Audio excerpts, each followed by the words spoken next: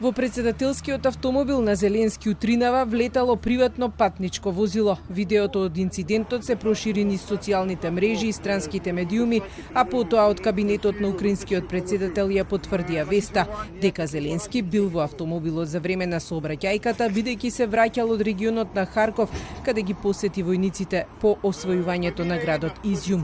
Не е повреден, потврдиле докторите кои патуваат како придружба со него во болничкото возило, но возачот на автомобилот кој се удрил во него има посериозни повреди, предизвикани од отвореното воздушно перниче на управувачот.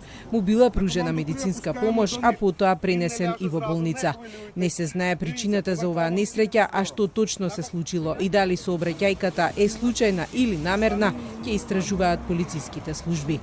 Веста за несреќата на украинскиот председател пристигнува само ден по непотврдените гласини за обид за атентат врз рускиот председател Путин. Странските медиуми доцна синоќа почнаа да ја лиферуваат веста, повикувајќи се на каналот Генерал СВР Телеграм дека Путин преживеал обид за атентат. Овој профил на Телеграм е мистериозен и се предпоставува дека го контролираат пензионирани членови на разузнавачки служби од неколку држави кои имаат свиркачи и во Кремљ. Генерал СВР Телеграм не пишува кога точно се случил инцидентот, но пишува дека на пат кон резиденцијата во Москва, лимузината на Путин, која била трета во колоната, била нападната.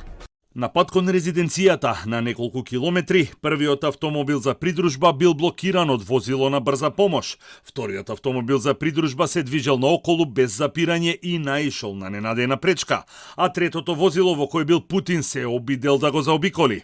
Одеднаш од левото предно тркало се слушнал силен тресок, проследен со силен чад. Автомобилот со председателот и покрај проблемите со контролата ја следел трасата на водечкиот автомобил и покрај тоа што морал да забави, стигнал до целта. Каналот пишува дека потоа било пронајдено телото на мажот кој управувал во возилото на брзата помош, а кое го блокирало првиот автомобил од колоната. Путин не е повреден, но следувале бројни апсења кај телохранителите на председателот, а некои се дури во притвор затоа што движењето на Путин го знаат само од тајната служба и овие информации биле компрометирани. По инцидентот, тројца од телохранителите исчезнале, пишува овој интернет канал. Токму тоа биле лицата кои биле во првиот автомобил од колоната. Нивната судбина за сега не е позната и автомобилот со кој се движеле бил пронајден празен на неколку километри од инцидентот. Објавите на Генерал СВР Телеграм за сега немаат потврда, но доаѓаат по една недела откако група политичари апелираа до Думата да се покрене обвинение за државно предавство против Путин и да му ја одземе власта, наведувајќи низа причини, вклучувајќи ги војните загуби на Русија во Украина и штетата на незината економија од западните санкции.